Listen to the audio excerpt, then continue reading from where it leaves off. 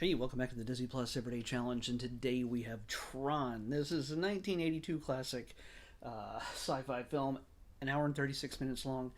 And yeah, can you tell I'm a little bit of a fan? I've lived in California for a good number of years, and it took me until I bought this T-shirt to realize that Flynn's Arcade still exists. Well, the building still exists, and actually, I just was looking at Google Maps, zooming down on it a little bit, looking at street level, and while the original building, the corner building, is at this address at 9543 Culver Boulevard in Culver City, California. Um, it was an art studio for a while. Then it was a restaurant. I think it's a restaurant now, but there's actually a little door to the back of the building that still says Flynn's Arcade. I've not been there, and I should have gone there today, but I didn't. Uh, I was too busy doing other stuff, and that's why this one's also late, as a black hole was the other day. So yeah, things are releasing these kind of late these days. But yeah, coincidentally, I could have gone to see this in the theaters today here in California in Westwood. There was actually a screening along with all the original Star Wars films, the first original trilogy, in their original forms, playing all today, like a huge marathon at the Landmark Theaters in Westwood, and I missed out on that. But busy, busy, busy. But I took the time to watch this once again after it's been a number of years and put on this shirt and then talk to you about it. So, lucky you. Lucky you.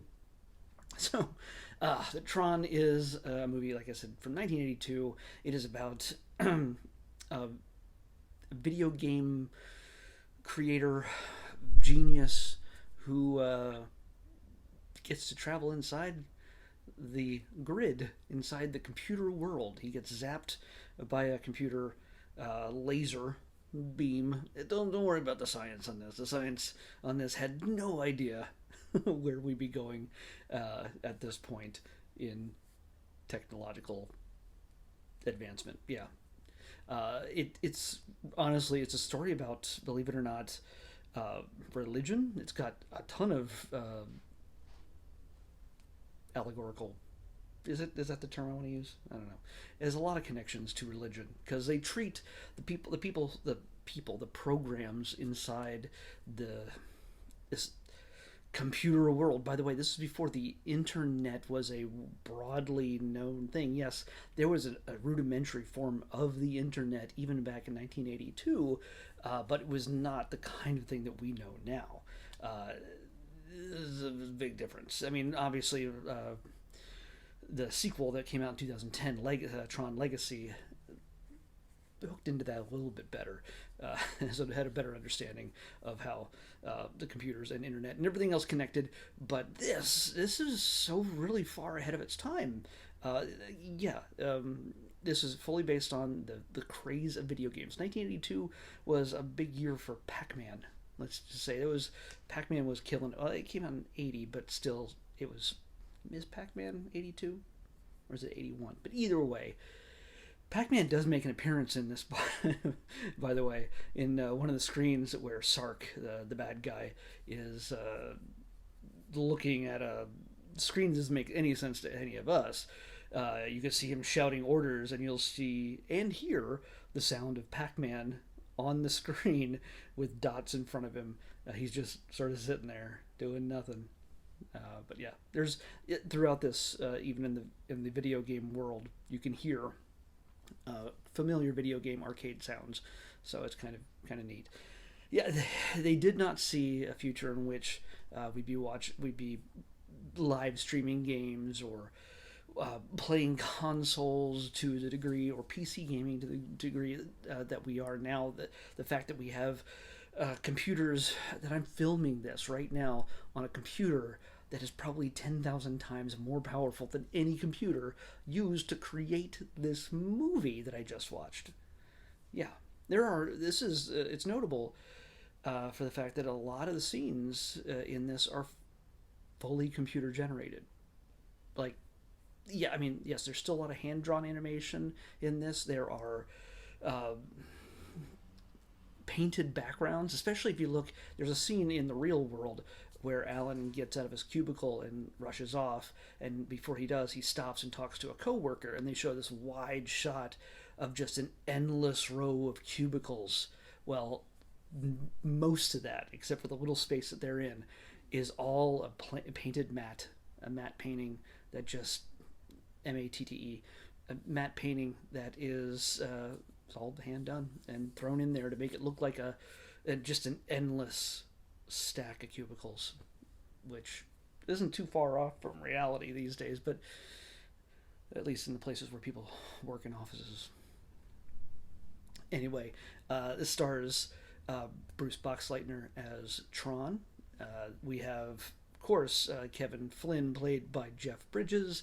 Cindy Morgan is Laura, who is the only female in this entire movie, and she has dated both of the main characters, and that creates that does not pass the Bechdel test for sure, but she has nobody else to talk to about them.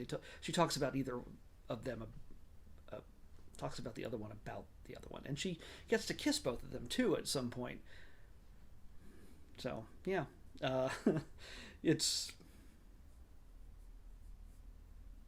whatever. It's whatever it is. Anyway, what we have here, getting back to the main thing, is that Kevin Flynn uh, gets zapped into the grid, the computer world, when a very strong, very powerful AI, and they're not calling it AI at all, artificial intelligence.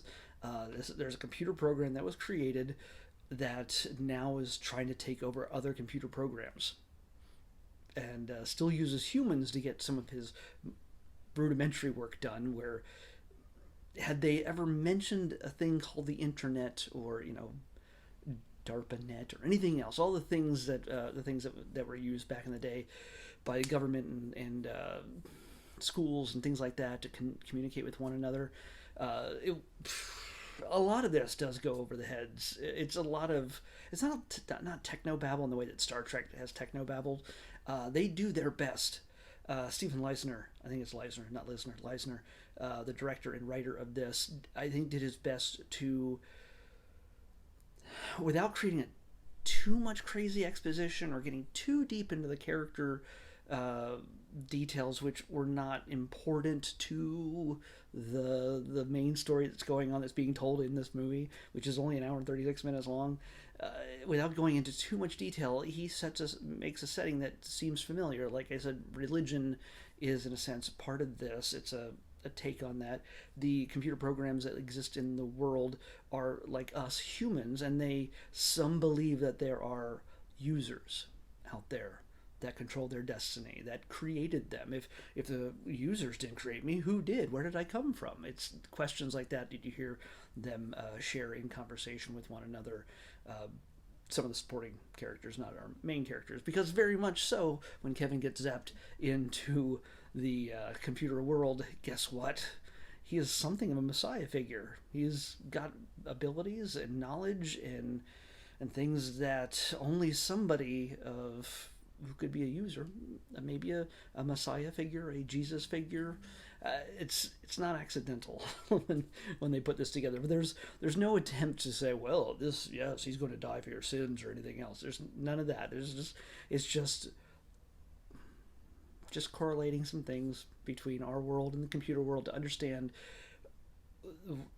to make those characters relatable. Because it seems kind of goofy that, I don't know, computer programs would have any human characteristics at all, talk like us, act like us, and also like wear togas, like a sash in some cases, or essentially, I mean, their costumes are essentially BMX uniforms and bicycle hats, and they're throwing frisbees around with day-glow elements that are all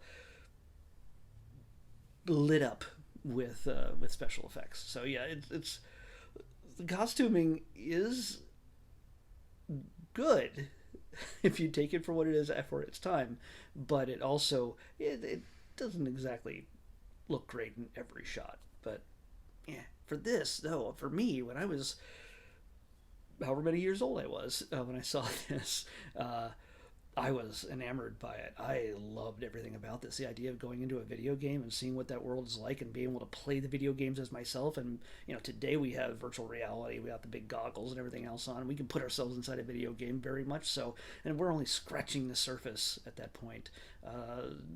There's no telling 100 years from now or less that we won't have something like a holodeck to a certain degree. We would hope. And watch, somebody's going to dig up this video 100 years from now and go, this guy is stupid. Well, they might say that anyway, no matter what my opinions are, but still, it's, yeah, the odds of, I think we're 100 years from now, assuming we do not screw everything up, it's going to look amazing. The idea of us being inside a video game is very, very real. And there are some people who believe we already are in the Matrix, so that we are in a matrix kind of thing, and this is all a program. But I think a lot of those ideas were kind of inspired very much by the world Tron here. If you've ever played the video game in the arcade, it has all the elements, like 4 different main games that you can choose between and accomplish and then level up. I'm saying this to the people who are not my age, who may have never been into an arcade before and have no idea what to expect from this. This is not a film for everybody. I can honestly say that. There's some people who will not get it at all. No. This is very much nostalgia driven, my love for it. It may not hold up for a lot of viewers.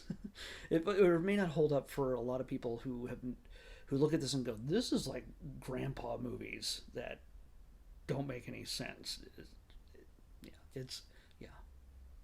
And it's, like I said, without the technobabble, even without the technobabble, it still has some elements that are just, I can't want to say tedious, that are just a little bit, they're just a little bit strange. That you're just like, okay, well, you just can't take it too seriously. You can't just take it too, you can't nitpick all the little details and say, this doesn't make sense in our world as it is today. That when this was made in 1982, or before 1982, I should say, it very much, they were very much working with the understanding of technology as it was then, and then extrapolating from there. They're just going nuts with it and not understanding what we would be living with now. And of course, like I said, 2010 gave that ability to us for them to expand upon things as they are today.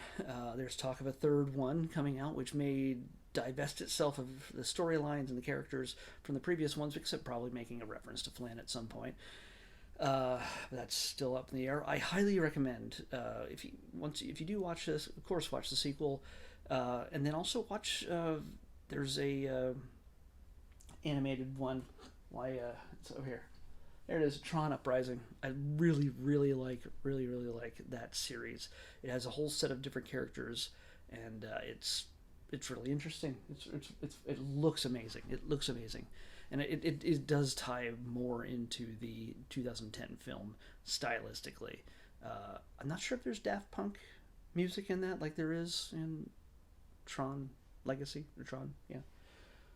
But it's there's a lot of great things about this. The music is pretty dang good. I was surprised at how little there is music in this, except in some of the bigger moments. There's no music during the light cycle thing. There's no music during certain battles early on, which you would think with a movie like this would have some kind of, I don't know, some kind of music to lay under the action, but it doesn't. It's really stark in how the music is chosen throughout this, but it's worthwhile checking out. It definitely feels like 1982. What do we got here? What else? The soundtrack, sequel. A video game that came out also around 2011 or so. that I really enjoyed that comes out of this is Tron Evolution, which puts you in first person or shooter type of situation, living on the grid and going through this adventure and just dealing with all sorts of stuff. I feel like playing that again. I really kind of missed that game. I really enjoyed it at the time. I don't know if it holds up, but it's 11 years old. I don't know. But yeah, this movie, like I said, not for everybody. I'm going to tell you this right now. It for some people it might be too slow.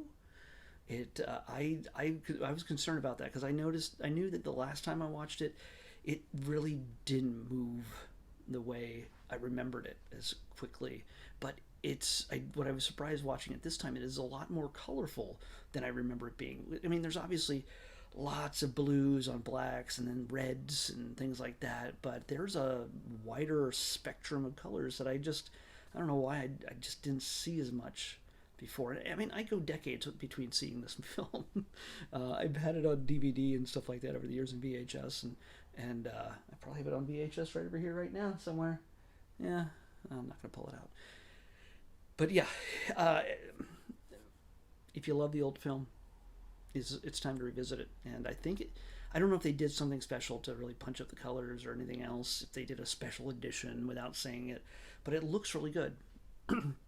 And despite the sparse soundtrack, Journey appears on the soundtrack in the arcade, but also in the end titles. You get to hear the song again, the whole thing. A song that I think I only ever seem to hear in this movie. Yeah, it's not like "Don't Stop Believin'" or anything. It's a lesser known track. But yeah, but again, if you're not into old timey sci-fi, old timey video game movies, well, you're not going to get a kick out of this at all. But hey, if you want to see the origins of what video game movies were like back in the day before they all sucked, for the most part, yeah, it's not Free Guy. Let's just say that Free Guy had to be inspired by this film as well. I can imagine that was the case. How can you not be?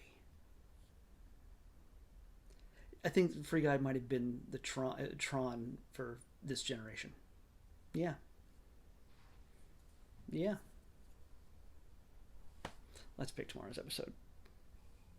358. 358. All right. 358. Oh, okay. Man. We're just hopping all over with some pretty good stuff. This is a short, but it's not a short. It's more like an episode.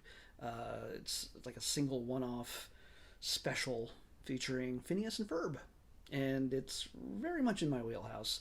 We're going to be watching Phineas and Ferb Star Wars. So yeah. If you're new to this, by the way, all this is randomly picked. I don't know what I'm going to watch from day to day. That number that comes up correlates to a thing in the Disney Plus list of shows that I have now, movies and whatever else that I haven't watched yet. And yeah, I get surprised each time that whatever number gets picked. And yeah, there it is. It's Phineas and Ferb, Star Wars, and the next Disney Plus Everyday Challenge. I'll see you back here tomorrow with that.